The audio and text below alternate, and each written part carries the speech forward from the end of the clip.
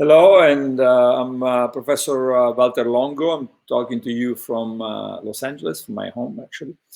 And so today we wanted to do a few things, answer some of the questions that keep coming in through the Facebook site, and then introduce a little bit the new clinic. We're very excited about the Create Cures Millstone family clinic that just opened up recently in Los Angeles, in Santa Monica. And Dr. Vadat is going to be with us in a second to tell you about herself and the clinic and all the people that are at the clinic there to sort of focus on everybody, but particularly on people with big problems, let's say advanced stage cancer or cancer in general, and other tough diseases. So let me start with well, I'll start with the clinic, and then Shadi can continue on that. So the idea of the clinic, as I described in my book, The Longevity Diet, and please buy copies, so you not only is useful to you, but also all the profits go to the foundation, and in fact some of it will eventually go to the clinic. And so, as I described in the book, I think it's really important to not just have the sort of standard medical treatment, but to have the standard plus, right? So what's the plus? Well, the plus could be lots of things. You know, of course, we're doing lots of clinical trials on fasting and fasting mimicking diets, but also we're looking at nutrition. And why is this so important? Well, first of all, it's fairly inexpensive, and or it can be free, and nutrients and nutrition have the power to control lots of genes, which can control diseases or certainly contribute to the control of diseases. Right. So as we are now seeing, and now in the old days we didn't have any clinical trials. Starting in 2017, we started to see the results from clinical trials clearly demonstrating that this is true, right? So especially the fasting mimicking diets are able to cause lots of beneficial effects in healthy people. And then this year, as I talked about in the last Facebook Live, multiple randomized clinical trials came out for cancer, and the results were very exciting. So what does the clinic do? What does Dr. Vadat and the dietitian and Romina Cervini, PhD, do for the clinic is essentially say, okay, this is the standard of care. How can we intervene with nutrition, but not just nutrition? For example, are there new clinical trials and new results that suggest that other intervention could be beneficial in addition to the standard of care? So Dr. Vadat is an internal medicine doctor, and her job is to work with the oncologist, with the cardiologist, with the rheumatologist, et cetera, to try to come up with something that can be more beneficial and potentially much more beneficial than the standard of care. Lots of times the standard of care is nothing, is palliative, right? I mean, once a patient gets to a certain stage, the doctors often say, well, there's nothing we can do anymore at this stage, and that's where we like to continue to do everything possible with the team we have assembled. And I think JeanJacques Torchon, we're going to talk with today. He's a former pilot of Air France, and he went through a long battle with kidney cancer, and he's a great example of what can happen when the oncologist, in this case, Dr. Escudier of the Gustave Roussy Cancer Center in France, myself and others, and of course JJ himself, sort of decided, we're not going to let this cancer win, and so I'm very happy to talk with JeanJacques Torchon in a second. Okay, so then first I'll go ahead and answer some of the burning questions. And one of them is, what can I do to prevent cancer? And well, first of all, that's a wrong question.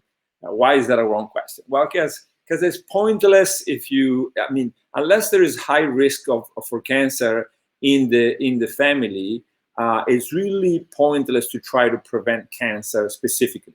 It's much better to say, how can I live long and healthy, right? Why is that? Well, because you could try to prevent cancer and increase cardiovascular disease. Or you could try to prevent cancer and increase Alzheimer's, right? So the focus should be on health span, healthy lifespan.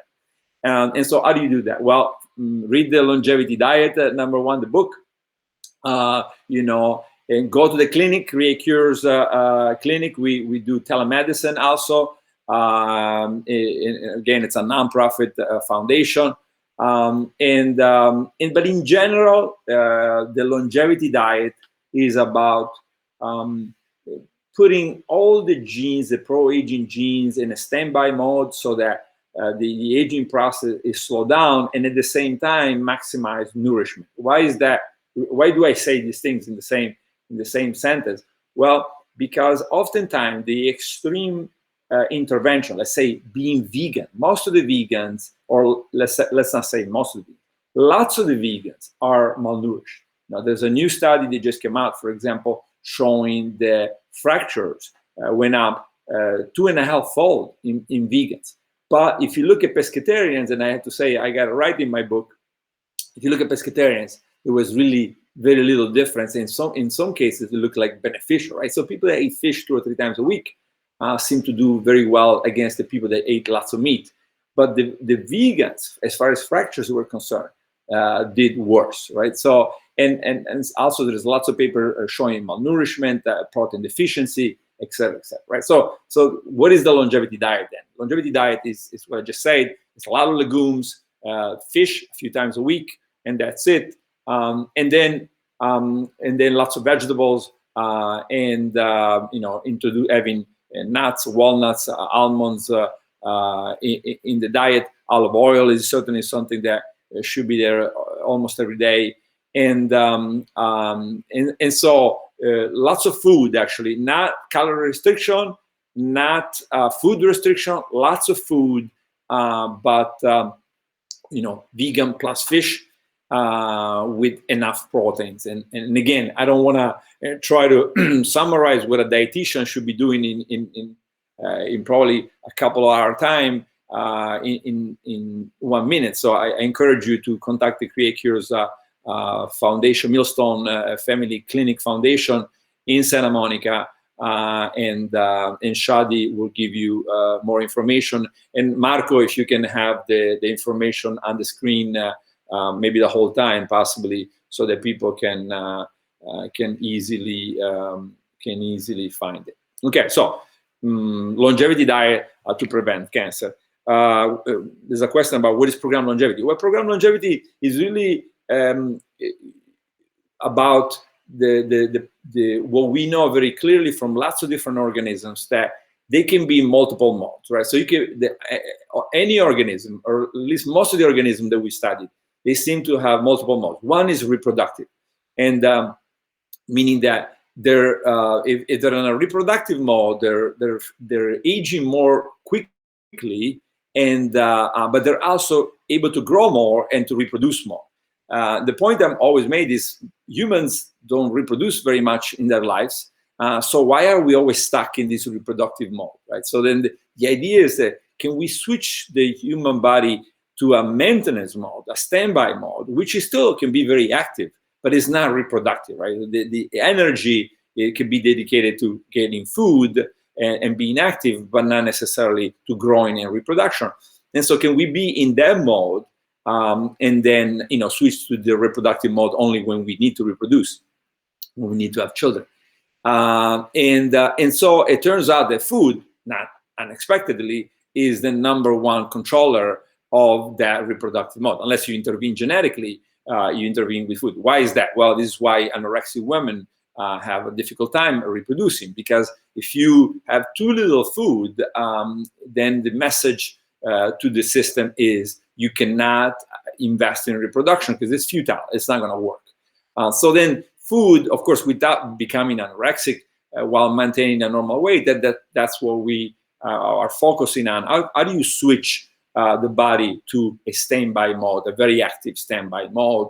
So protein, I mean, we hear about protein all day long, how much proteins are important. And clearly Americans as well as Europeans eat much more protein than they should.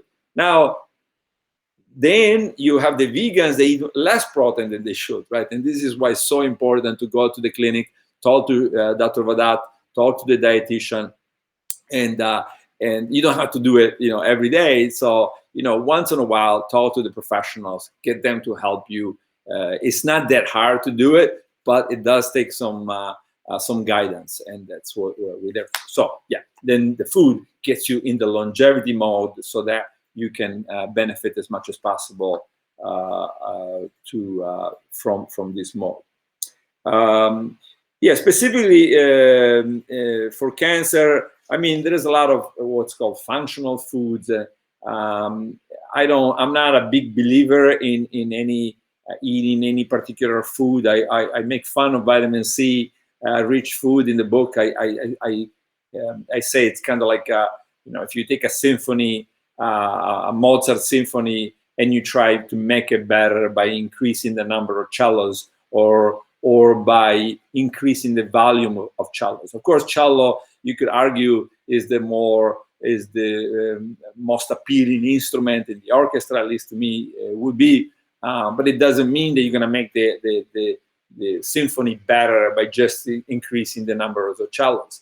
So to get a symphony by Mozart better, you got to be as good as Mozart, better than Mozart, they say, right? Which is not easy. And then you'll have to understand that symphony well enough to then maybe one day be good enough and lucky enough to make an improvement that everybody will agree it's an improvement, right? So the human body is much more complicated than a Mozart symphony. And any sort of unsophisticated approach like this, I'm going to have a lot of this and a lot of that, is not going to work. What's going to work is an orchestrated approach where, you have the longevity diet, you pay attention to everything, to the nourishment, and also don't forget the age-specific effect. So for example, pescatarian plus vegan, good until 65, 70, then we say, you should probably start moving towards a more Mediterranean diet, like, more permissive, more eggs, more yogurt, more maybe white meat once a week or so, just to make sure that, because older people struggle keeping, being able to having enough proteins, having enough amino acids to be able to keep a normal function. Okay, so then what about food during chemotherapy? Well, again, this is a very specialized area. Talk to the doctors, talk to us at the clinic. But in general, I think we've seen that the fasting mimicking diet is working, is beginning in clinical trials to work very well. So we're very excited about continuing this work. Now we're assembling a huge clinical trial that involves Mayo Clinic, it involves MD Anderson, UCSF, USC, Cleveland Clinic, et cetera, et cetera. So we're hoping that to get funded for this, and then we'll have a large, 500 patient clinical trial looking at, in this case, a hormone therapy in breast cancer. But the one study just finished for chemotherapy in breast cancer that was very positive. So now you're going to see, I think, again, there's like 7 to 10 trials that are already been published. And as we go forward, we're going to see this be utilized with more and more cancer. So the fasting mimicking diet seems to be very good, at least in the preliminary, in the initial data, not preliminary anymore, but initial data, in combination with cancer therapy. And then there is also what do you do in between cycles. And again, I think the longevity diet, making sure you don't lose lean body mass, is really important, right? So, for example, in a recent study, we look at the Mediterranean diet, and the patients after 4 months in the Mediterranean diet lost about 2.5 pounds of lean body mass. And after 7 months, they lost 5 pounds of lean body mass. That's a lot of muscles, right? 5 pounds of muscle on the Mediterranean diet. So as a cancer patient, especially, you have to make sure that that doesn't happen. It's very tricky. And this is why the team, I think, should be there, because you want to have, let's say, protein level, sugar level low enough to help the standard therapy kill as many cancer cells as possible. At the same time, don't lose lean body mass. And one thing we showed in our clinical trial we published recently was that by having patients do physical muscle exercise and having the right diet, we can achieve that. So we can go after, we use the fasting mimicking diet, the longevity diet, and then a muscle training regimen that allow the patient to maintain a normal lean body mass, a normal grip strength, and at the same time get the benefits of the therapy and against the cancer. Okay, so I think that is generally the major questions that were for me. So I'm just going to let then Dr. Vadat from the Millstone clinic tell you a little bit about what they do, and invite you to come or call the clinic and do a telemedicine or hopefully soon enough do it in person. Hi, can you hear me? Yes. Good morning. Thank you, Professor Longo, for the introduction. Just wanted to give a quick background about myself and how I got to join Create Cures Foundation. I'm very excited to be a part of the new clinic, which opened in beautiful Santa Monica, California in April of the past year. My background is in hospital medicine, and sort of the first decade out of training, that's where I spent most of the time taking care of hospitalized patients. The second decade was mostly learning a lot about integrative medicine, nutrition, and how to apply it in chronic health conditions and serious conditions like autoimmunity, cancer, and cardiovascular disease. At the clinic, we've been seeing a large percentage of cancer patients. Most are quite well versed in the longevity diet and have even done cycles of FMD, but reading the book is not a prerequisite for being a patient of ours. What I find and what I think it's important is that reading the book and knowing the principles of the longevity diet and how fasting can be applied are very powerful. But even though a majority of our patients are familiar and are already applying these strategies, where I think we can add is how to personalize the therapies even more.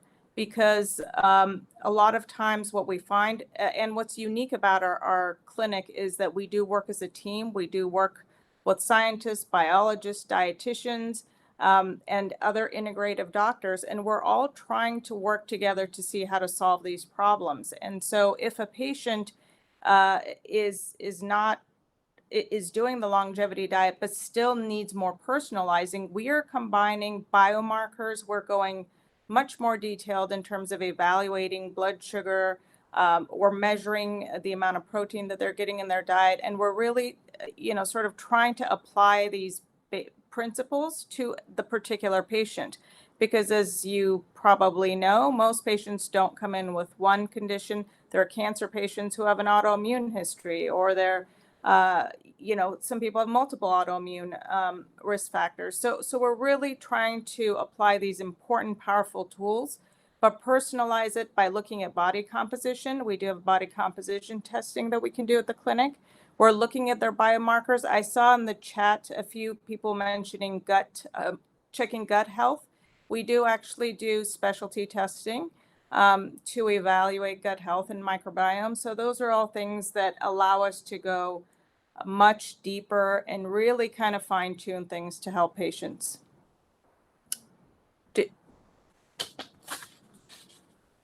Did you want me to go on a little bit more about what we do, or is that? Oh, no, it's okay. It's okay.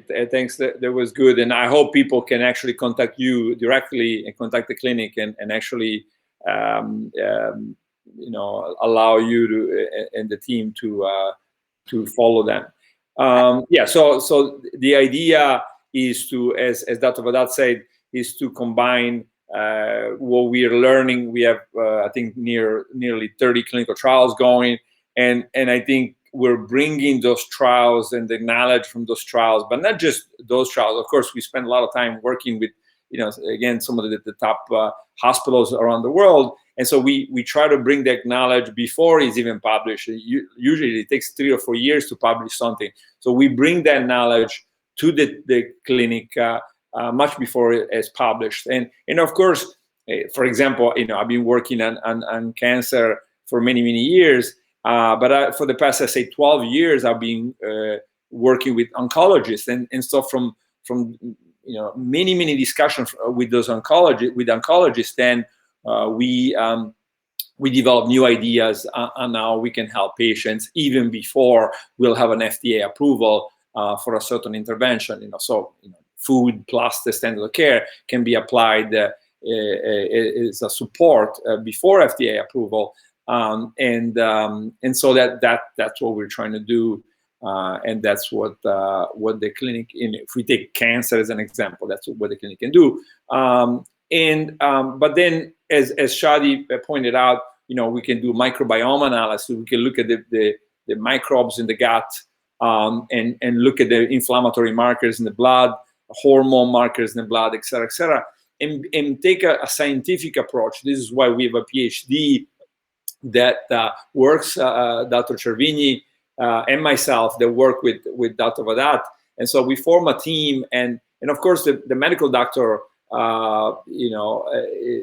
focuses on the patient, and the scientific team focuses on the science. So what is the new science telling us about how the microbes are interacting with the immune system, and the immune system is interacting now with cancer cells, with the brain, et cetera.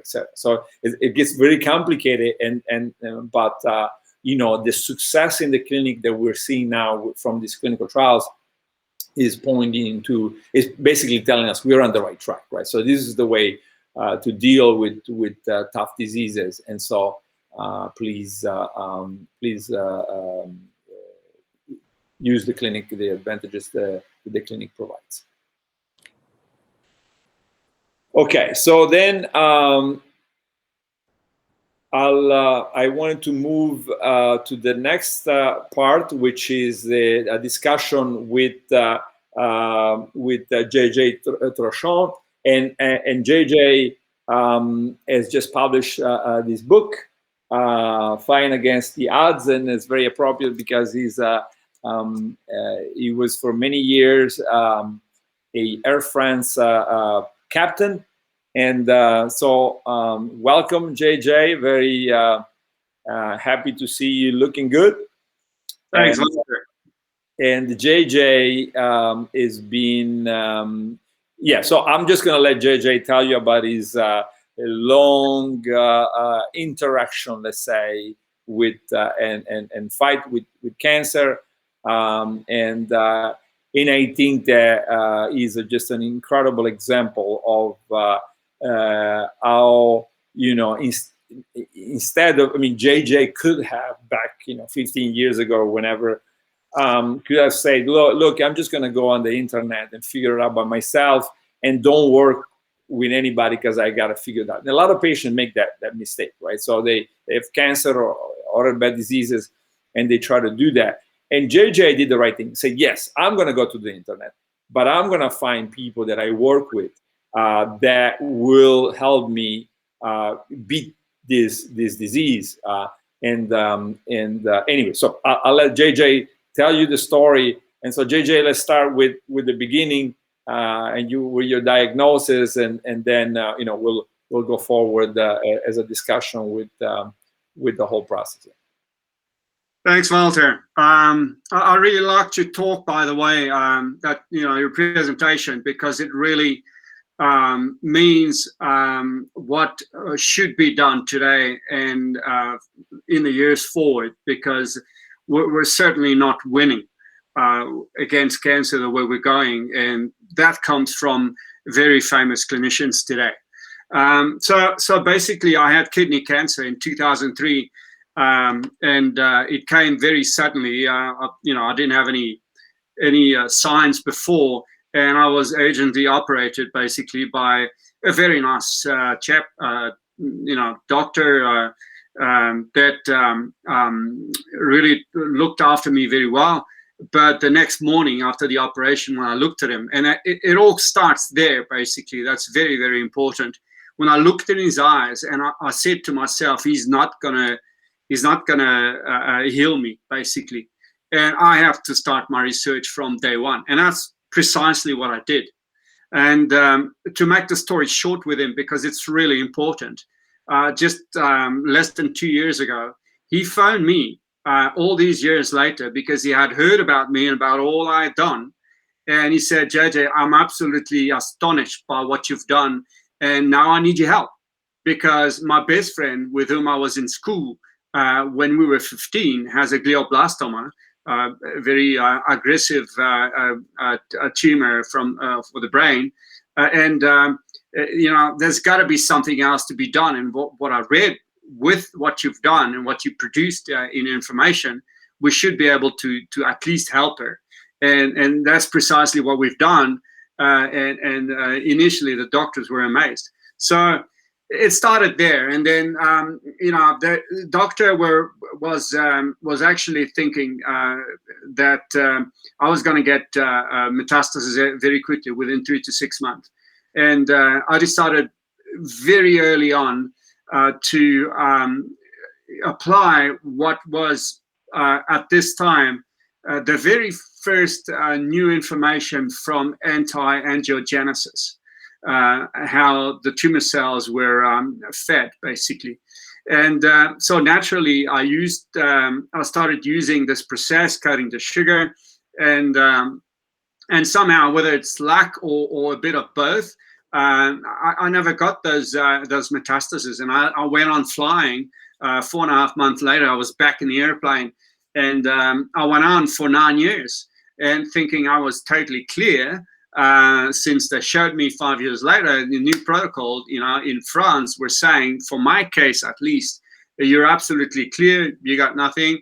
And 9 years later, I was invaded. I started to be invaded in both lungs with multiple metastases, basically, up to 26 we counted between 2012 and 2014.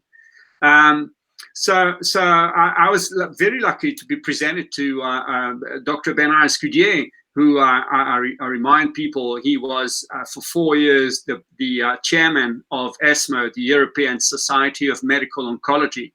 And at this present time, he's the mediator, basically, of the leading cancer center in Europe.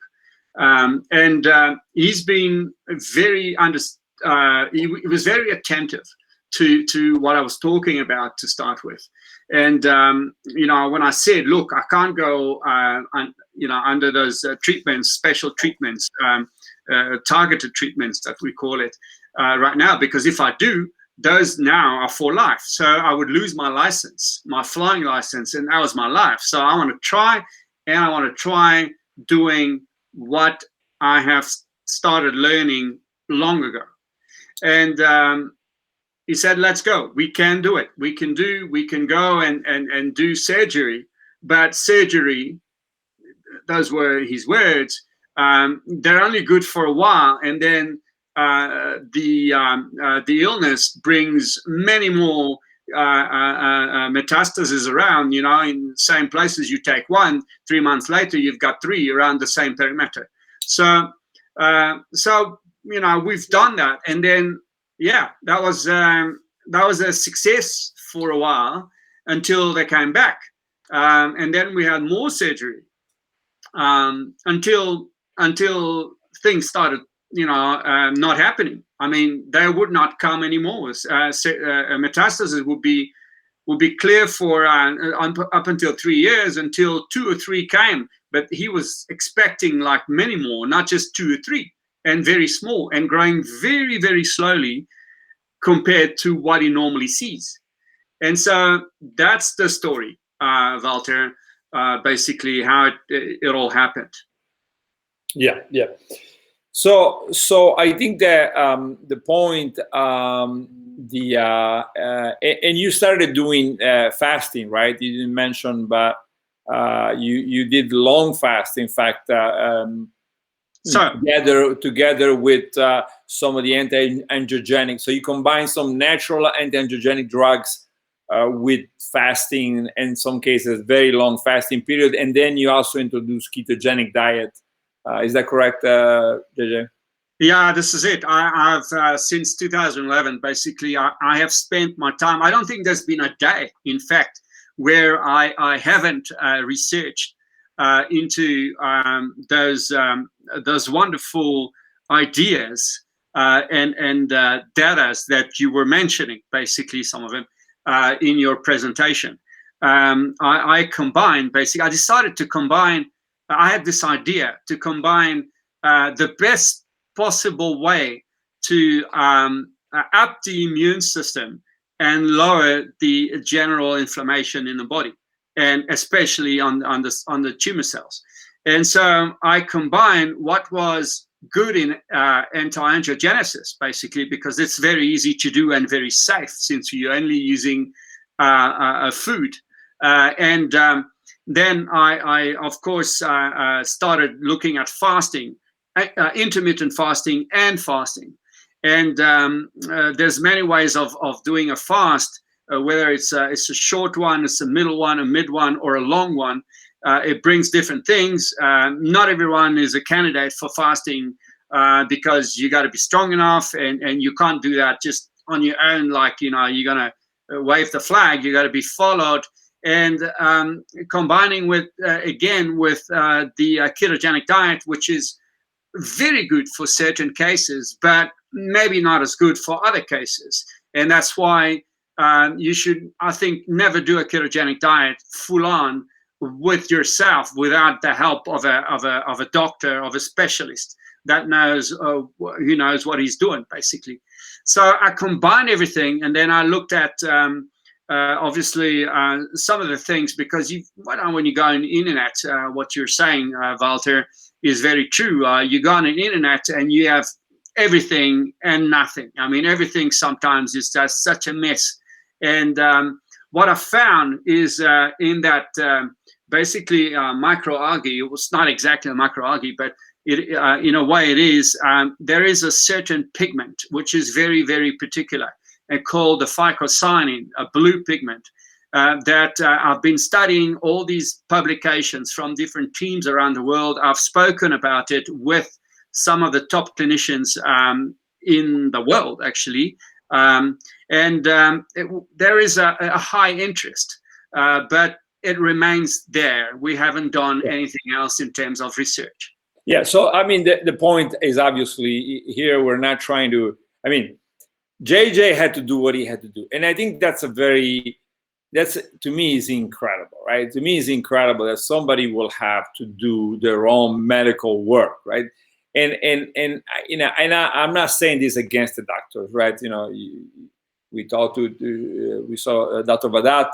I work closely with hundreds of doctors all the time. So what's missing is that person, JJ, that could have done that for you. I mean, in your case, you're excited to do it yourself, and you came to us, and that's fine. But for most people, you're looking at millions of people around the world. They don't have your abilities, your energy, et cetera, et cetera.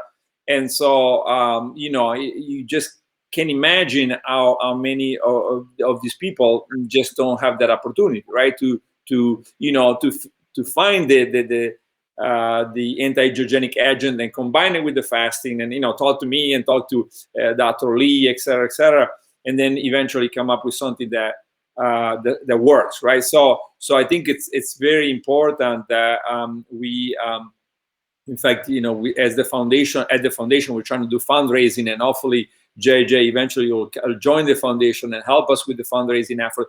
But that's exactly it, right? So it would be nice at some point to have a hospital, to have a place where when we have lots of these teams, and instead of going to the internet, you come and it is the team. Of course, we already have it, but we can only handle very few people. But eventually, you have the team that helps you do what JJ did without really, don't forget that there's always the other side of the medal, meaning that, a lot of people, when they improvise, they don't realize that, yes, it could go better, but it could also go worse, right? And that's what the doctors are afraid of. The oncologists are very afraid of that. But yeah, you can help somebody. You can also kill somebody. and that's why they don't want to do anything. This is why it takes that team that is very skilled and it's got a lot of experience, for example, like us in the clinical trials, in fairly large clinical trials, and also in hearing from all the clinical trials. Like how many people, for example, there must be about 1,000 people now, 1,000 patients that have been enrolled in fasting mimicking diet trials, and we know about all of them, right? So we get a pretty good sense, and nobody has died of this yet. So that's pretty good. You know, if you think about cancer patients, many of them stage 4, stage 3, stage 4, and we haven't seen any deaths. At the same time, we're very scared about people improvise. You know, they go home and they do, oh, I heard something about that Dr. Longo said or JJ said, and I'm just going to try 2 weeks of water-only fasting, right? And this happens all the time. And that's when you see people getting hospitalized, people even dying. You know, there was a lady a few years ago with multiple sclerosis that was put on a 2 or 3 week water-only fasting diet at home, and she'd end up bleeding to death, essentially. So we have to keep that in mind. This is not something that the great majority of people can do at home. And but I think JJ's story is so important because he sort of had to take it in his own hands and fight like hell. And and absolutely work is working, and it's still going on. So JJ, you wanna tell us about that? Yeah. Lately, you had a few years ago, you had surgery again, and so tell us about it. What you're saying is fundamental. It's absolutely fundamental because, as you say, I hear a lot of people trying to do things on their own or trying to contact me. 4 years ago, I started answering very kindly and humanly 1 or 2 people, and then today we turn back 4 years later, and I've realized that I've helped over 3,000 people. People that are sent to me by some doctors even, and I've been contacted by a few doctors around the world, and that keeps going. And so this is absolutely mandatory that you have a person who comes to you with the help of a doctor. They've got to be everyone, trying to do something with their lives or to try to heal themselves have to be followed one way or another. No one must absolutely do anything by themselves, and they have to have the right source of information, scientific information. So that's basically what I did. And so, for example, JJ, to give an example, right? Now we're in the COVID-19 period, right? And I'm surrounded by immunologists and top experts in immunology, and I have been for a long, long time. In fact, even part of my PhD was done on immunology. And so when people ask us, what do you do with fasting and the immune system? Because you mentioned that the immune system and cancer, right? Well, we don't know what to tell them, right? Because we do know that temporarily during fasting, the white blood cell count goes down. Now, some of it goes up, some of it goes down. So it's a very complex. And there's some papers suggesting, for example, the certain type of viruses have a good time. So they thrive during fasting, right? And now others could be doing very badly during fasting. So it doesn't mean that fasting is going to help viruses in general, but it could help some viruses. It could kill some other viruses. So the point being that, yes, you could think that you are now intervening. And of course, we published a number of papers showing that the fasting refeeding cycle strengthens the immune system, but that's only after you return to the feeding part. So once you return to the feeding part, that seems to be generally positive or very positive. But during, it could be tricky, right? We don't know. We haven't really seen anything negative, but we're very careful and think that there could be certain moments where the immune system is weakened temporarily by the fasting, particularly by a water-only fasting. If you just ate nothing for, let's say, a week or something like that. Right? So that's an example of how something that in the heads of people could say, oh, if I fast, I'm just going to not eat for a week. My immune system is going to get stronger. Well, probably not, right? After that, we don't know, maybe yes, maybe not with water-only fasting. Lots of data now with the fasting mimicking diet suggesting that that happens. But also it gets more complicated because now the fasting mimicking diet, we shown when we looked at this model of inflammatory bowel disease and the immune system, it looks like the prebiotics. So the fiber essentially within the diet are feeding the microbes, which are then modulating the immune response, right? So it's very, you see how it gets very complicated, and this is why we have to have a team to translate it and make sure that people get the benefits and not the problems. Yeah, this is why I'm there again. Why am I here today? It's because I'm full on in studying what can keep me alive, basically. Because when you're stage 4, advanced stage 4, you're not supposed to get out of it, and that's we've got so much new stuff coming up now with different scientists, the fasting mimicking diet. I have no doubt at all, because I've even spoken to some of the oncologists, Italian oncologists in particular, that actually have led the charge in clinical trials. And one of them said, he's very well known, and he said he was amazed by the early results. It was beyond his expectations. So it does mean that it really works, and it does mean that the clinic in Los Angeles and in Italy are doing a fantastic job. Now, for my case in particular, I'm lucky to be able to talk to people like I can name her because she said it was perfectly okay. Laurence Zidwalker, who's leading the charge in regeneration of cells, basically, with the microbiome. And they targeted a few of the particular microbes that are absolutely necessary for response of certain medication, basically, or treatment. And people don't realize today, because we have a lot of data now that are coming out, and hard data, not just stuff that we think it is.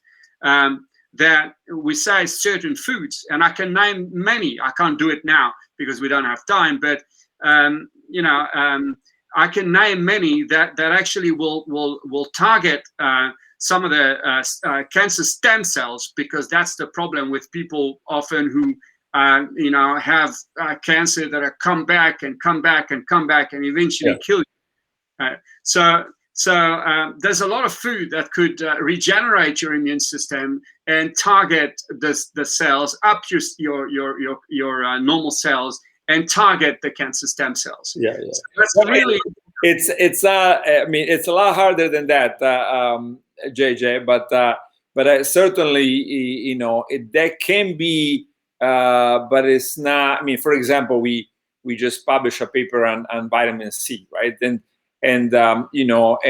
if you take somebody, cancers that are KRAS mutated, the combination of vitamin C and the fasting mimicking diet are very effective. If you take cancers that are not KRAS mutated, it does absolutely nothing. So this is just an example of how you could look at something that works incredibly well for a specific tumor, and then you can test 10 others and it doesn't do anything. So we have to be careful with this targeted approach, because that's exactly the same approach that the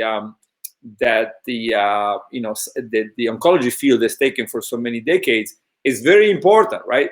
But it's usually not sufficient to be wide acting, right? So because the tumor has the ability to adapt, gain mutation, expand in a different direction, right? So if you attack it one way, it gets around it. And this is why we think that we're now have another paper that is under review, where we're looking at, let's say, using 3 drugs plus the fasting mimicking diet, right? So 2 to 3 drugs plus the fasting mimicking diet seems to now be what works extremely well in driving the tumor backwards. So we're very excited about this, and I think we should be careful in giving the message to people, oh, just eat this or eat that, and it's gonna. I mean, we almost never saw that, right? Almost never, right? So it's very rare that we see any intervention food-based alone. That is, we see a little bit with early leukemias, early stage leukemia, lymphomas. That's the only time we see starvation alone. So I would say most foods, most single intervention are going to do very little to the cancer in the long run. And from what I see now, we've seen for the past 5 or 6 years, multiple targeted drugs specific for the tumors. Like the paper we just published recently was a estrogen. I mean, this is hormone therapy, and we also had 2 clinical trials associated with it. It was estrogen blockade, like tamoxifen or fulvestrant. Then we blocked the CDK4/6 inhibitor, CDK4/6 pathway with palbociclib, and this is a standard of care for hormone therapy in breast cancer. And then we added the fasting mimicking diet, and then we saw the cancer going backwards, right? So yeah, and now we're doing the same for triple negative breast cancer, and so I think that when you think about that food or that extract, most likely is going to be one of the 4 components, right? So yeah, like in your case, you had the surgery, you had the angiogenesis, and you had the fasting or fasting mimicking diet, and maybe the ketogenic diet, right? So you have 4 interventions in one way or another, and probably together, so now your surgery most likely sort of replaced the chemo or other, so you were brave enough to get that, and maybe it was a good idea, so that you avoided the years and years of chemotherapy treatment. Yeah, for sure. It's absolutely, it's a combination of a lot of things, and drugs at the moment seem to be working better with the addition of a bunch of things that are natural. And it's more. I mean, if you look at the molecular level, is more than working better. So what we saw with this paper that we just published, right, and we're starting to see in patients, is that what happens is that the drugs, let's say estrogen blockade and palbociclib or ribociclib, right? These drugs are given to patients. They hurt the cancer, but then the cancer rewires the metabolism, and then you can see at the molecular level the choices that they make, right? So, but if you had to go after those choices, in the case of our cancer, it was IGF-1, insulin, and leptin, right?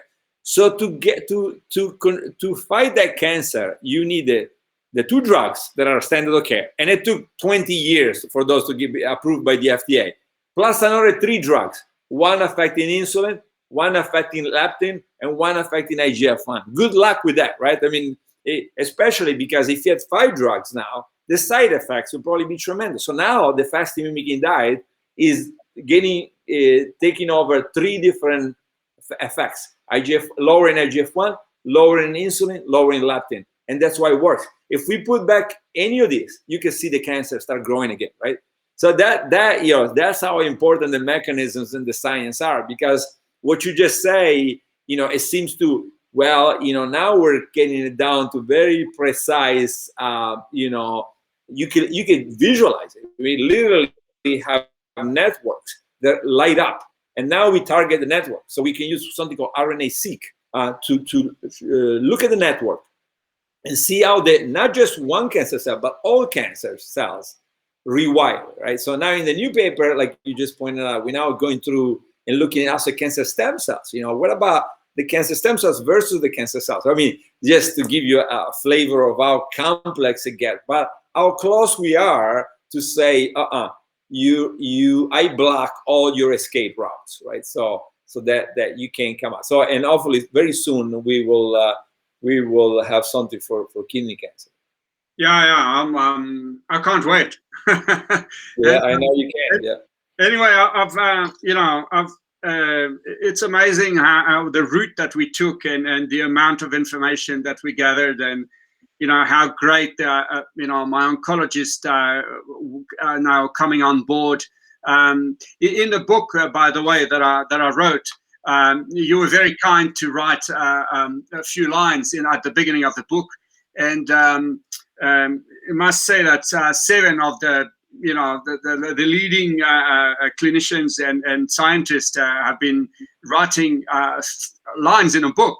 Lawrence Zittvogel was one of them, and Bernard, of course, and near you, David Quinn, who is the medical director of Norris, and Bernard, which is amazing. You got to remember this guy again was the chairman of the European Society of Medical Oncology, and so basically he wrote that I was in this whole career one of the 2 special patients that he ever had.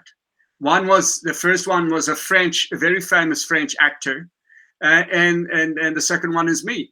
And we had a different approach, the 2 of us. And he was amazed by what I could come up with, with all the gathering of hard data, which he verified, because he's the kind of guy who's, you can't tell him, things that if you start to tell him something that doesn't make sense, he'll just, go away. And he now says in his words, you will read it on the book. I now, since I've been pushing oncologists to scientifically evaluate these therapeutic approaches, which is absolutely incredible. That comes from the #1 clinician oncologist, renal oncologist in Europe. So if you can do that. Yeah, and then again, JJ, we also have, as happened in France recently, right? We have people that go on national television and completely try to destroy any effort, and people at the same big clinical centers, right? So unfortunately, we have both, right? So we have those that are in favor and many that are against it. And but the point that we're trying to make is, let's not really worry about people like that. We have to proceed with clinical trials.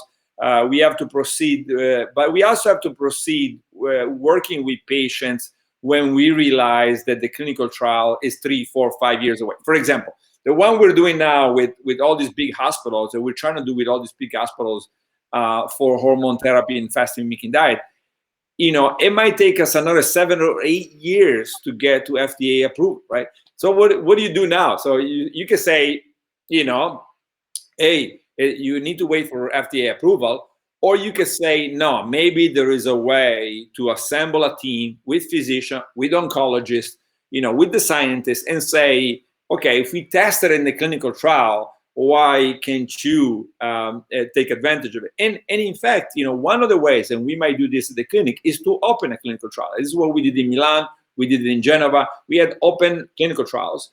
They were reviewed by a ethical committee, and now the ethical committee say, sure, I approve this, and hundreds of patients came into the clinical trial this way with all kinds of cancers, all kinds of therapies. So that's probably what we're gonna do at the CuraCure's Millstone clinic in Los Angeles, open up clinical trials. So that way we do give an opportunity to the ethical committees to look at it and make sure that they're okay in the way the patient is being given an opportunity to have something, maybe 6 or 7 years before it becomes available. Like if JJ had waited, until, it's still not approved, right? Still, we haven't even started working on kidney cancer, right? Because we're working on breast cancer, prostate cancer, colon cancer. But kidney cancer right now, I have to say, we don't even have, we've been telling people, and some of them have been asking us about a clinical trial, but even Escudier hasn't started one. Has he, JJ? No, they're looking into the anti-PD-1 treatment, which looks very promising. No, I know, but for example, now we're looking at anti-PD-1 and the FMD in Milan, right? So, and I can tell you, in fact, I cannot tell you, but I say that we are looking at, we have this in mice, and yeah, so I mean, the idea would be to do the immunotherapy plus, right? I mean, I could tell you that's the way to go, right? No doubt, right? So not just the anti-PD-1, but having the nutritional intervention with it. That's what should be tested. I mean, you should talk to probably Escudier and see if we can talk him into do an arm where we combine the FMD and the anti-PD-1. Yeah, yeah, that's in the books. That's certainly going to happen. Yeah, so yeah. We're going to do it. We're going to talk about it very seriously. Yeah, so let him know, and then of course I'll be happy to help him develop it, and we can do it together. Okay, so thanks a lot, JJ, and it was great to have you. I just want to tell you, Valter, I just want to tell you that I was really serious about learning from your data, because I got the book in French, I got the book in Italian, yeah, I got the book in English. I know you're prepared. You're prepared. Yeah, I'm prepared. And you're learning more language as you go. That's it. But one thing is important is that you know, a lot of people come to me and they ask me a lot of information, and it's a chronophage. You know, it's a lot of time, a lot of data, and I've actually launched my international website today, which is JeanJacquesTorchon.com.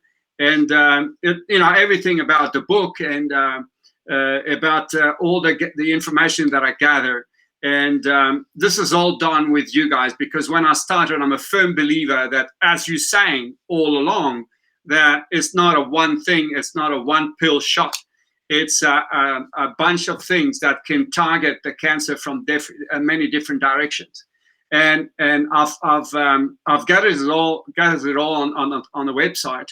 And you know, I've tried to put it on a book, but the book had to stay a memoir. You know, it wouldn't make sense for me to, because I'm not a, you know, like a proper scientist. I'm not a scientist, so it would be very dumb for me to have written a book to try to imitate people like you, Valter, or William Lee, or you know, other brave and brilliant scientists. So it's a memoir, and I've gathered it's a nice story with a lot of information in it, but very simple information to read. And yeah, as I said, go on the website and you'll find out a whole bunch of things, and you can ask me questions then. Yeah, great. Thank you, JJ, and I hope thanks for all the help you've been giving to thousands of patients, and I think it's important, and I think we need to really start putting the group together, and the people that are following us on Facebook, please let other people know. We're going to count on your donation. The foundation counts on your donation, you know, to eventually, hopefully, have a hospital both in Europe and in the United States where we can. I really like the model of St. Jude for children, you know, so that's my dream, to have something like that where we can, you know, bring people in and, you know, and focus on all of these things that we talked about, without feeling like, you know, we have to spend 30 minutes with the patient and move to the next one, right? That's the ugly side of medicine, particularly in the United States. And I think to be able to spend more time and dedicate all these efforts to the patient, we need the funds to pay for the personnel. So that, you know, sometimes complicated cases, it could take a week of 4 people working on it, you know, and then that's who's going to pay these 4 people working for a week on a single patient, right? So yeah, so that's what I think eventually people that have stage 4 or stage 3 cancer, and not just that, all the diseases, that's what they deserve. And it's just unbelievable to me that system is not available yet. Yeah, Valter, this is so exciting. What you're doing is so exciting, and you know, in the future, I will be very excited. I would be very excited to take a much bigger part in helping the concept that you're for sure, because fasting has things that we haven't discovered yet. You know, I'm sure. Much bigger things to be helping the metabolism of any person, you know. Yeah, and it's not just fasting. I mean, it's really about what I call nutri-technology, and the repair, the body repairing itself from inside. I always say, how is it that you cut yourself and the skin within a couple of weeks, it's perfectly repaired, but if you have some problem inside, whether it's cancer, autoimmunity, there is nothing to get rid of it. It's unlikely. That doesn't mean there is a perfect system. Sometimes it might need help, or it might need rewiring, it might need guidance, but there is a lot of self-repair mechanisms, and that's and those mechanisms are going to be the results of 3 billion years of research and development, as I always say, and that's so powerful. I mean, can you imagine? You say, yeah, I have a new drug that's being developed for 3 billion years, instead of the last 15 years, right? So yeah, so that's I think what's underappreciated.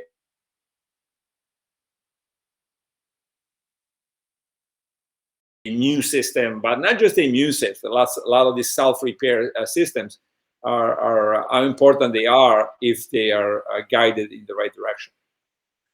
Yeah, Valter, have you seen the latest official publications from the Bischinger Wilhelmi clinic in synergy with Charité Hospital in Berlin from Andreas Michelsen?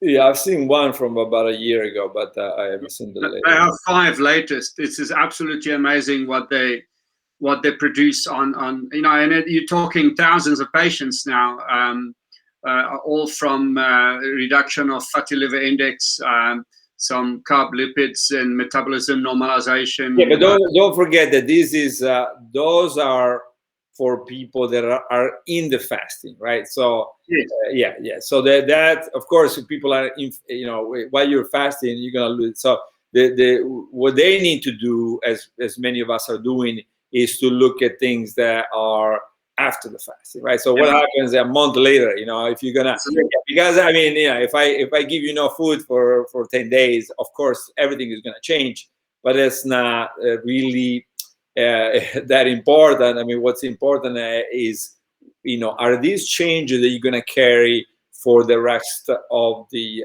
year? And that's really important. And I mean, I encourage the Buchinger also, like everybody else, to do to look at what are the long-term effects of these, and not just the acute. I mean, usually when we do clinical trials, the acute effects are just a minor. We include it in the paper, but it's not even it's discussed only as a secondary objective, right? What we focus on is when you return to the normal diet and you wait either a week or 3 months, what happens then, right? So those are the really key points that people should focus on. Well, I'm going to give you a small information that nobody knows. We're going to do this with Laurent Zitvolker. We're going to test the microbiome during the fast that I'm doing now. I'm on my 9th day and feeling bionic. And we're going to do a whole bunch of tests with the microbiome as well. Say about 4 to 5 weeks after the fast. Yeah. Because we're going to find out what's going on there, and for sure, that's going to be really interesting. No, good. Yeah, well, actually, we're about to submit the data for microbiome on I don't know 100 patients, I think. So wonderful. Yeah, so that's going to have the analysis of, but we only did after 1 cycle and after 3 cycles. I think that's what we're going to publish, right? So yeah, with the fasting meeting day. Yeah. Okay, JJ, thanks a lot. And I'm just going to go ahead and answer a few questions that people have sent in, and then we'll stop it. So okay, so yeah, some question about the refeeding syndrome. Yeah, I mean, so after fasting, water only fasting, particularly long type of fasting, you can have refeeding syndrome, which means that if you switch to a normal diet, and let's say lots of protein, meat, etc., you can have lots of problems, especially in the gut. So we first of all, we don't recommend that you do improvised fasting mimicking diet or fasting.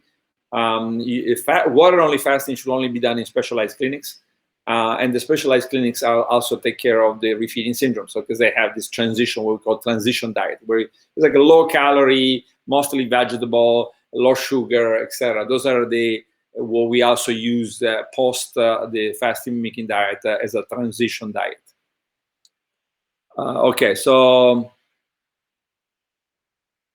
microbiome in chemo patients. Yeah, I mean, it is very possible that the chemotherapy is killing a lot of the good bacteria in the microbiome. So that's a very interesting set of studies. We've never done that, but we could. I think we're collecting microbiome from several clinical trials on cancer. So that would be very interesting to see what happens during the chemo and the fasting mimicking diet and the cancer. How do you balance carb intake, reducing glucose intake with a legume-based diet? Well, I mean, legumes have the sort of perfect level of carbohydrates. So if you have a high legume, high vegetable diet, you get the right type of you get the right level of carbohydrates. The meta-analysis by Lancet, but also lots of the studies and also the diets of centenarians suggest that if you keep about your carbohydrates about 60%, that seems to be ideal. I always remind people that love the low carb diet that the meta-analysis, so the study of all studies indicate that it's better to have an 80% carbohydrate diet than to have a low carb diet, right? So keep that in mind that low carb diets in the long run are associated with early deaths. And I mean, they have lots of benefits. And then the operation was a success and the patient died. Okay, so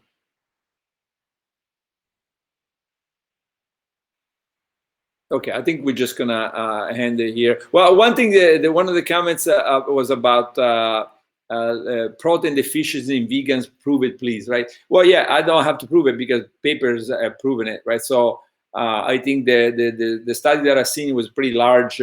And they show, I think, 20 to 30% of the vegans were amino acid deficient and protein deficient, and they suggested that deficiency can be avoided if the vegans combine legumes, seeds, and nuts, right? Because they have different amino acid composition. But lots of the vegans will go and focus on 3, 4, 5 different foods, and which might be, let's say, methionine deficient, etc. And so, yeah, that's a problem, right? So, yeah, you can be vegan. Nobody's saying you cannot, but I would say in general, better to be pescatarian. But if you have to be vegan, then you need to balance seeds, nuts, and legumes.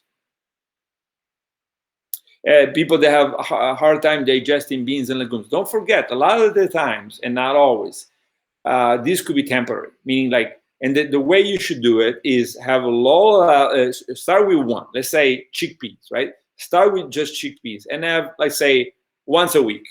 Then you see how it affects you after a couple of weeks, right? If there is no effect or minimal, keep doing it just once a week. And you could do it for 2 or 3 months, right? This is an important change.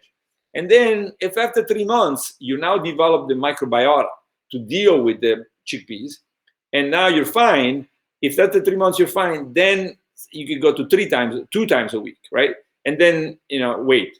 Then after 6 months, you can add the second legume. Let's say now you have black beans. Yeah, so that's a process. It's a long process, but it could be a life-changing process. And it might not necessarily work, but it could work. And it just takes some time.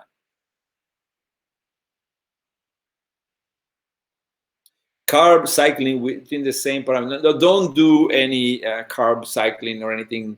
I mean, unfortunately, I don't have the third book in English yet. I hope the third book in Italy was focused on weight and in children mostly, but also in adults.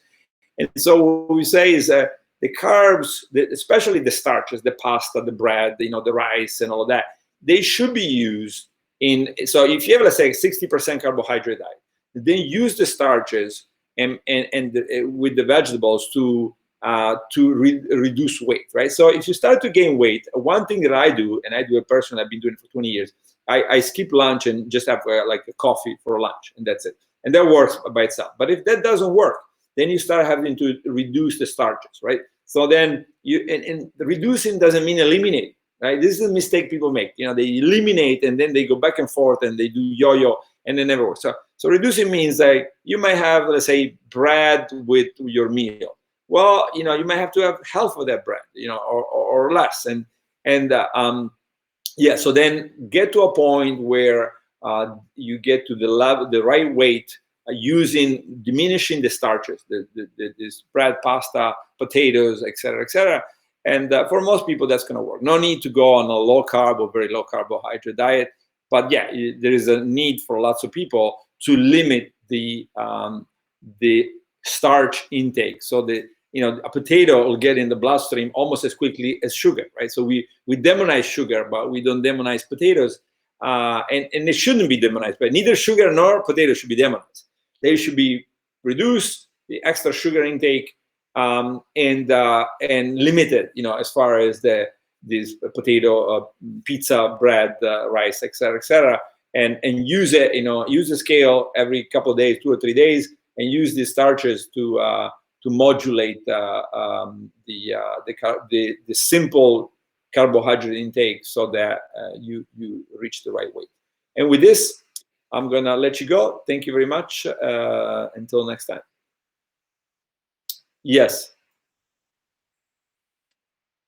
you can in 1 second. Yeah, one more thing. Today, this famous Captain Tom in England, Tom Moore, the famous Captain Tom died from pneumonia and COVID stuff. And we're talking about longevity today. And he was amazing at longevity and the work he's done. So I just wanted to say a word about him because he's been incredible in this world by what he's done. And, yeah, I saw in the news yesterday he got COVID, and that's very, very unfortunate. And there's also one thing as a last comment that people don't realize. You could have, all it takes is one event to kill you, right? And so people should be very careful with, say COVID right now, especially if you're older, if you're frail. You gotta fight like hell to not be exposed, until you get the vaccine or you get multiple vaccines. Right? It's very important because you can have all these interventions that we're talking about as you want, and then like this person, he got COVID. If he had stayed away, if he had protected himself and just like I locked up my mother at home pretty much, for the past year, and just get through it, and then once we're done with it, you come out. It's not easy, but I think he made the mistake of being out there too much. And but yeah, of course, he was almost 100, right? Yeah, he was 100. Yeah. So okay, he lived a very good long life. So he went out in style, let's say. I think he was so amazed by what happened and so humbled that he just wanted to do things for people, and nothing was going to stop him. Basically, I don't think he cared too much what happened afterwards. Yeah, but he should have, right? So because you might have made it to 120, and next year I would have started studying him, right? So so that's unfortunate, but yeah. So I think that people get excited like that, but this virus does not. It's a tough one, and yeah, people just don't be brave against COVID. Especially if you're old and frail, I'll get you. And yeah, so stay isolated, and then you can come out next year. One last time, because people are asking, many people are flying against the odds. Is the title of the book on Amazon? It's everywhere in any country, and people are asking about what it's not wine that you see here. It's phycocyanin, this famous blue pigment from spirulina. So that was the question. Okay, thank you. Thanks very much, Valter, and thank you all for being here. Yeah, see you soon. Bye.